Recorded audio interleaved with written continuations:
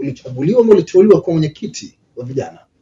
Mimi nimechaguliwa kuwa mwenyekiti wa vijana tarehe 20 mwezi wa 5 2026. Mwezi wa 5. Ilikuwa ni katika uchaguzi? Ndio. Mkoa wetu wa Njombe umekuwa na heka nyingi za uchaguzi wetu wa ndani. Kwa mara ya mwisho tumefanya uchaguzi nafasi ya mkoa baraza la vijana tarehe 20 mwezi wa 5 2026. Ndio uchaguzi ambao Halima Mdee anasema kwamba inawezekana pengine sasa hivi Chadema iko vizuri, lakini uchaguzi wa ndani ndio unapaswa kuangaliwa, ndio ambao unaweza ukaamua Chadema ya baadaye ikaendelea ama ikafa. Ndio huo uchaguzi ambao Halima Mdee anasema ni vizuri sasa Chadema ikajirekebisha katika uchaguzi wa ndani. Kitu kimoja tunapaswa kufahamu, Chadema tayari ni taasisi kubwa. Kwenye taasisi kubwa kuna mambo ya epkiki. Moja wapo ni kama hayo, lakini muhimu ni sera na msimamo wa chama chetu. Ndio. Kuhusu uchaguzi yanaweza kutokea kwa sababu kwenye taasisi kubwa namna hii kunakuwa na watu wema pia wabaya. So kuna vitu vya epkiki. Muhimu ni kuangalia tunatoka vipi na tunaenda vipi. Sisi tunaangalia je, katika kile tunakifanya ni haki au si haki. Ikiwa kuna misingi ya haki haikuwa sawa sawa, tunarekebisha na tunaenda mbele. Hatuwezi kufunika. Tunahakikisha kwamba kila kitu kinaenda sawa sawa na miongozo ya chama chetu. Pengine chaguzi zionekane kuna dosari. Kwa sababu kipindi kile tulikuwa tunaona kipindi migongano tu pengine kina Rose Mayemba na kina Sigada katika mambo yao ya ndani, labda mimi ndio nafaa, mimi ndio nimechaguliwa, mimi nimefanya nini, na ilitokea Njombe pia hayo. Umetokea Njombe, lakini naomba kuweka sawa hapo kuhusu Rose Mayemba na Sigada. Mimi binafsi si afiki kama Rose Mayemba alikuwa na msuguano na Sigada, kwa sababu hawakuwahi kuchuana kwenye nafasi moja. Rose Mayemba alikuwa anachuana na mtu mwingine tofauti na yeye. Kwa hiyo kama kuna vitu vingine basi hao ni mambo yao binafsi nje ya chama. Ndani ya chama kama kungekuwa na utofauti labda tungeweza kusema ingekuwa walichuana kwenye nafasi moja. Nafasi ambazo zinaelekeana. Mlikuwa tayari, na nilitamani tuongelee hilo kwamba sasa mtaanza kufanya mikutano yenu pengine ya vyama katika maeneo mbalimbali nchini, lakini sasa tumepata tamko la waziri wa mambo ya ndani, anasema mikutano ya siasa sasa hivi kwisha mpaka hali itakapokuwa sawa. Wewe kama kiongozi wa vijana katika mkoa wa Njombe ulipokeaje taarifa hiyo? Mimi nimeipokea kwa namna ilivyokuja. By the way, imenitafakarisha mambo mengi sana. Kimsikiliza waziri anakuambia ni kwa sababu ya usalama wa taifa. Kuna vitu anajaribu kuvizungumza ambavyo mimi kama kijana napata wasiwasi, kumbe tuko kwenye taifa ambalo liko katika hatari kubwa namna hii. Lakini pia linanifanya nifikirie kwamba taifa hili halina vyombo vya usalama. Ndio. Hatuna watu ambao wanaweza kutambua hatari isipokuwa waziri ndio ameitambua. Na mimi binafsi najaribu kufikiri vipi ni namna gani mikutano inaweza kusababisha hatari ndani ya taifa hili. Namna gani mikutano inaweza kuharibu uchumi wa mwananchi mmoja mmoja ndani ya taifa hili. Kwa kuna vitu vingi ambavyo Katambi anasema amekuwa akiona viashiria vya uchochezi katika sasa hiyo mikusanyiko. Inaonekana pengine kuna watu wanachochewa sasa wanapokuwa hapo katika ile mikusanyiko. Na Tanzania sasa hivi tuko katika hiyo unavyoona tarehe 7 pengine na serikali inachukua tahadhari. Hiyo ndio sababu pengine anaona pengine haifai. Unadhani kuzuia mikutano ni kuzuia hivyo viashiria anavyovisema? Na kama ameona kuna hivyo viashiria, kuna njia nyingine nzuri ambayo angeweza kuitumia, kwa sababu wewe huwezi ukaona kiashiria cha uhalifu na ukanyamaza kimya, ikiwa mamlaka zinazoweza kuwajibisha viashiria hivyo zipo. Kwa hiyo Bwana Katambi anachojaribu kukifanya, sisi vijana tunasema anachukua mpira, anakimbia nao kabla mechi haijaanza. Mimi sina uhakika kama kuna viashiria vya uchochezi ambavyo vinaakisi hayo anayoyasema, vinasababishwa na mikutano, kwa sababu mikutano, na kwa sasa hivi ndani ya taifa hili mikutano inafanywa na kwa sehemu kubwa mikutano ambayo inafanywa ni na Chama cha Demokrasia na Maendeleo. Kwa hiyo najaribu kusema hii ni njia ama ni silaha tu nyingine mpya ambayo imetumika kuishambulia Chadema kwa namna moja ama nyingine, kwa sababu lakini hata kiongozi na yeye amekuwa anapita na mikutano. Na kawaida tunaona ametangaza mikutano, alihapi na yeye alitangaza kwanza mikutano kupita huko ni sawa. Ndio.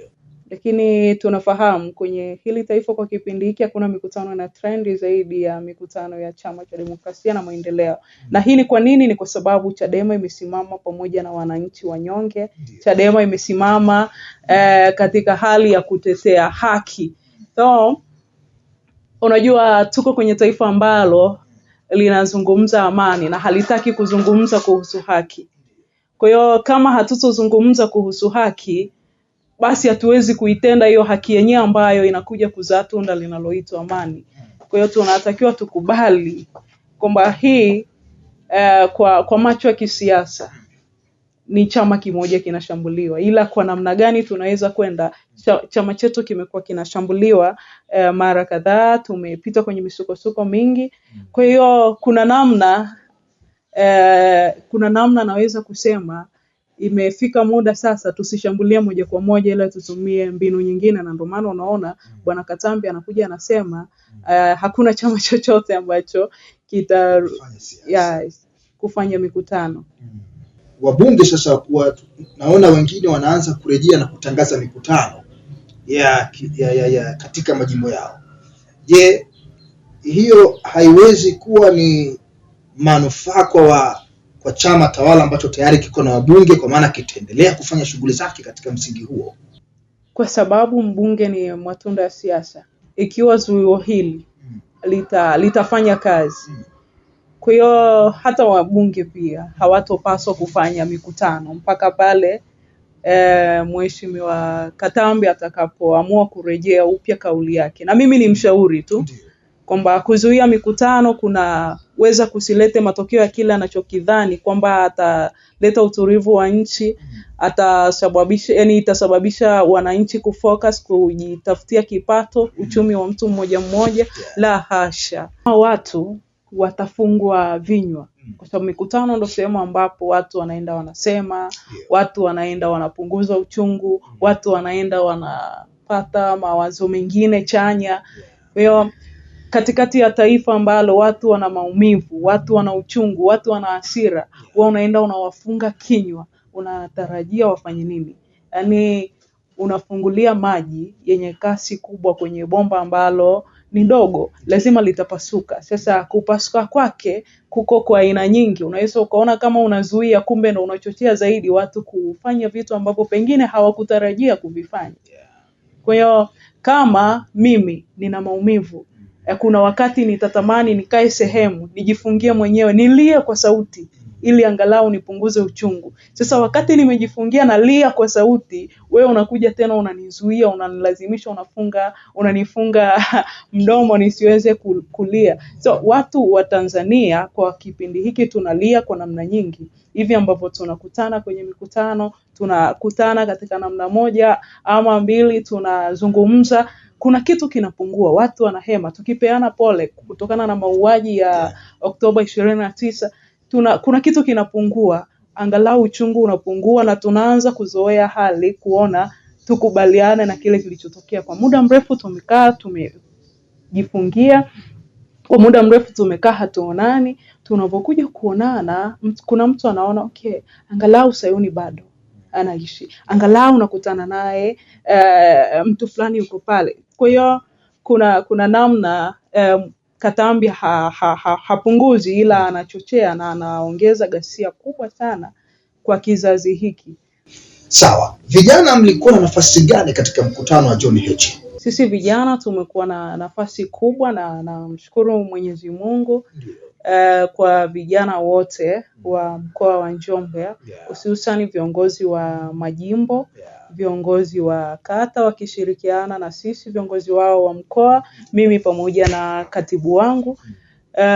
Tumefanya kazi kubwa sana na nimeona mchango wao mkubwa sana kwenye mkutano huu, tukishirikiana na viongozi wetu wa chama kuanzia ngazi ya kata, majimbo, wilaya mpaka mkoa. Tumeshirikiana na tumeshirikishwa vijana kwa sehemu kubwa. Vijana tumepewa zile engo ngumu na tumefanikiwa. Nini ambacho mliondoka nacho katika ule mkutano ambacho pengine hiki unaona kinakwenda kuimarisha vijana? Ujasiri. Ujasiri na kufahamu. Mbali na kwamba tunafahamu, lakini tumepata moyo. Ndio.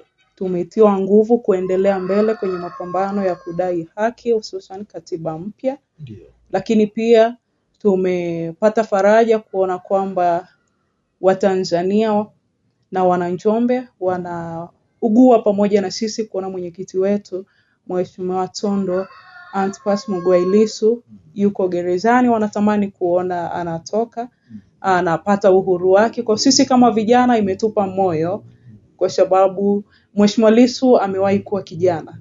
Kwa hiyo haya anaokutana nayo naweza kukutana nayo mimi kesho. Lakini jambo jingine ni kwamba tumefahamu na tumepata uelewa mpana zaidi utofauti wa kijana wa Chadema na kijana wa chama kingine. Ule usiku wa kuamkia tarehe 21, sisi kama vijana hatukulala, ilitulazimu kuzungukia maeneo yetu kadha wa kadha ambako kuna rasilimali zetu za chama zipo. Tuliandaa vizimba kwa ajili ya kumfanya Mheshimiwa Heche aje avizindue, na vizimba vile vilivunjwa usiku ule. Kwa hiyo ule usiku tulikuwa tukikimbizana na watu, wapo tuliowatambua, wapo ambao hatukuwatambua. Kwa hiyo mkutano umetufundisha vitu vingi, kama kuna baadhi ya vijana wenzetu kutoka vyama vingine wana uwezo wa kutumika vibaya na wakakubali kutumika, kitu ambacho kijana wa Chadema hawezi kuwa na utayari. Yaani wezi ukanituma mimi nikafanye kitu cha kipuzi na nikaenda kufanya. Kwa hiyo kuna utofauti, tumejifunza kama sisi ni level nyingine kwenye maadili, lakini pia uwezo wa kufikiri, uwezo wa utendaji, uwezo wa kujenga hoja. Kama mtu ana uwezo wa kugombana na tofali ambazo zipo tu wala hazitumii oksijeni yoyote, kwamba tunanyang'anyana labda pumzi na oksijeni inakuwa chache, vipi kuhusu maisha ya kijana mwenzake mwingine ambaye sio wa jamii yake? Nini maoni ya vijana kuhusu katiba mpya na maridhiano? Nakuuliza pia na wewe hili swala. Waziri wa masuala ya sheria anasema lazima turidhiane kisha twende kwenye katiba. Lakini Chadema mnataka katiba mpya, mnataka Tundu Lissu atoke. Kipi kianze, katiba ama maridhiano? Uhuru kwanza. Ndio. Hauwezi kuenda kuridhiana na watu ambao wako katika kifungo. Ndio. Huwezi kuridhiana na mtu ambaye umemnyima asiseme. Mimi leo nasema, lakini unaweza ukashangaa ghafla tu Sayuni haonekani. Kwa katikati ya taifa ambalo watu hawapaswi kusema ukweli, watu wamenyimwa uhuru wa kufanya siasa zenye demokrasia ambazo zinafuata misingi ya demokrasia na haki, katikati ya taifa ambalo halina haki, katikati ya taifa ambalo lina maumivu na machungu makubwa. Unaenda kuliziana na nani? Unaenda kuliziana, yani mnaliziana kitu gani? kwamba tunaliziana maumivu tulionayo, tuendelee nayo kama taifa, tuendelee kuyabeba, ama tunaridhiana vipi? So kitu kinachotakiwa ni uhuru kwanza. Tunapata vipi uhuru? Wale wasio na hatia ambao wamepewa kesi za kupikwa waachiwe, kikiwemo Mheshimiwa Tundu Antipas Lissu, mwenyekiti wa Chama cha Demokrasia na Maendeleo, aachiwe. Lakini pia wako wafungwa wengine. Sio hivyo tu, kuna watu hatufahamu mpaka leo wako wapi. Kuna vijana wengi hatufahamu mpaka leo wako wapi. Aidha wamekufa ama wako hai. Kama wamekufa, makaburi yao yako wapi? Leo kwenye mkoa wa Njombe kuna kijana anaitwa Abednego Sanga. Hatufahamu yuko wapi. Hatuelewi ni mzima ama ni mfu. Mke wake huwa anawasiliana naye na mtoto, ananiambia nina imani mume wangu bado anaishi, japokuwa sijui nitamuona lini. So namna anavyoongea, mimi kama mwanamke najaribu kuvaa uhusika, naona kabisa maumivu alionayo. Kama kuna namna angeweza kusema, angeelezea namna ambavyo anajisikia, but no way hawezi kuonyesha namna anavyojisikia. Inatosha tu kusema naamini labda pengine kuna siku nitaonana naye. Kwa katikati ya taifa ambalo lina sintofahamu za uhai wa watu, taifa ambalo haliogopi, watawala ambao hawaogopi hata kiwango cha damu ambazo zimemwagika zisizokuwa na hatia, alafu mnaenda kuridhiana kirahisi.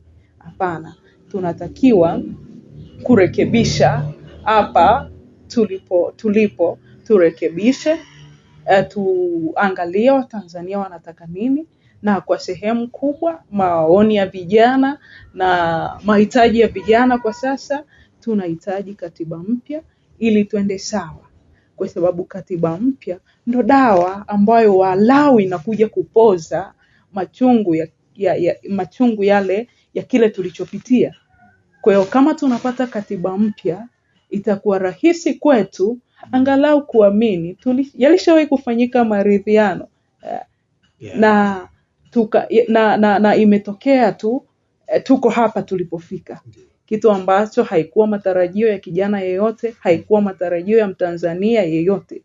Kwa hiyo kuna namna tunaona haiko sawa. Sisi vijana wa Kitanzania, hususan kijana wa Kitanganyika, kuna namna tunaona mambo yako sawa tukilinganisha na kijana wa Kizanzibari. Kijana wa Kizanzibari, hata kama sio kwa usahihi, hata kama sio kwa usawa, angalau kuna vitu wanakutana navyo ambavyo kijana wa Kitanganyika hakutani navyo. Kwa mfano, nitazungumzia swala la afya. Leo ukienda Zanzibar, kijana wa Kizanzibari anatibiwa bure. Ukija Tanganyika, hakuna hiyo huduma. Kwa hata tu wako kwa mfano kamoja kadogo. Kwa unaona kuna namna, kuna utofauti mkubwa sana. Sasa tukamilishe kwa uchache tu kabisa, nini kama mwenyekiti wa vijana wa Njombe unafanya kukimarisha chama chako? Tunafanya vitu vingi. Ndio. Mimi kama mwenyekiti, na jaribu kushirikiana vizuri pamoja na katibu wangu na viongozi wetu wa wilaya wa Bavicha, wa majimbo, kwa kushirikiana nao pia viongozi wa kata wa Bavicha. Sisi Bavicha tuko chini ya ulezi wa viongozi wetu wa chama. Chama chetu kina mabaraza matatu, ambapo kuna baraza la wazee, baraza la wanawake na baraza la vijana, ambalo ndo baraza dogo na kubwa kuliko yote. Kwa nini nasema kubwa? Kwa sababu kijana ana kesho yake kubwa kuliko mzee. Kijana ana kesho yake kubwa, na kijana ndo mlinzi wa hiki chama. Kwamba leo kama baraza la vijana linakufa ndani ya chama chetu, tafsiri yake hatuna mwanachadema wa kesho. Tunaye wa leo na anaishia leo. Kwa hiyo tunafanya vitu vingi. Vipo ambavyo tunaweza kuviweka wazi na yapo ambayo hatuwezi kuyaweka wazi. Sawa. Rose Mayemba hayupo Njombe. Yes. Nilikuwa nikikuona ukiambatana naye, si ndio? Yes, ukijifunza baadhi ya vitu. Yes. Mpaka sasa umepungukiwa na nini? Nimepungukiwa na kitu kikubwa sana. Ndio. Sana. Yaani kwenye kila kitu. Yeah. Kwenye siasa, kwenye nafasi yangu ya uongozi. Yeah.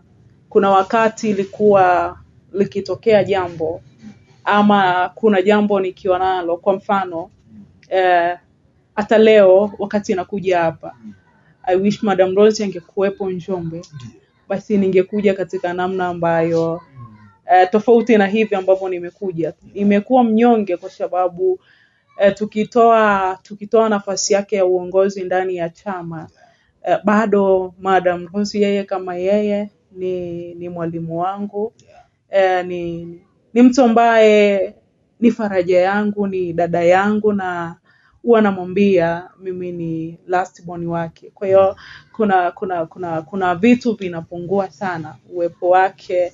Unajua uwepo wa mtu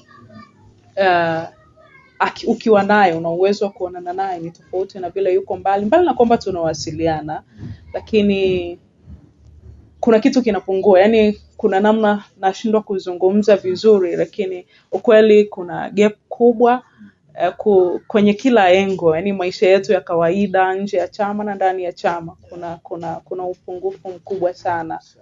Lakini yote kwa yote kuna namna napata hasira kama kungekuwa na haki, manake asingekuwa huko aliko, tungekuwa naye, pengine tungekuwa tukishirikiana bega kwa bega. Leo analazimika kuishi mbali ili kuokoa maisha yake ndani ya taifa ambalo linahubiri amani, ndani ya taifa ambalo lilipaswa kutenda haki, ila watu wachache tu wameamua kunyima haki na kunyima uhuru wa watu. Basi nikushukuru sana. Asante sana.